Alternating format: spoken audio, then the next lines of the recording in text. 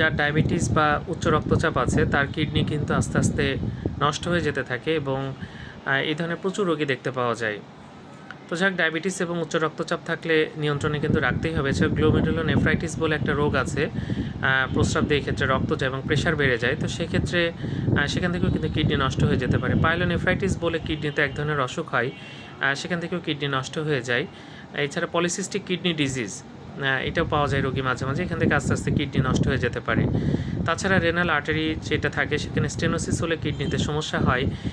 দীর্ঘদিন ব্যথার ওষুধ খেলে কিন্তু কিডনি আস্তে আস্তে নষ্ট হয়ে যায়, যেটাকে অ্যানালজেসিক নেফ্রোপ্যাথি বলি।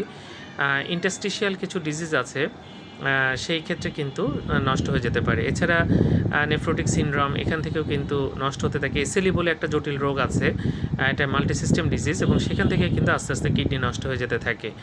কিডনি নষ্ট হয়ে গেলে অনেক দূর নষ্ট না হলে কিন্তু কোনো সিমটম আসে না, এই জন্য মাঝে মাঝে চেক করে দেখা উচিত যে কোনো সমস্যা হচ্ছে কিনা। অনেকখানি কিডনি নষ্ট হয়ে গেলে ধরা পড়ে, তখন আসলে অনেক সময় তেমন কিছু করারও থাকে না। ধন্যবাদ সবাইকে।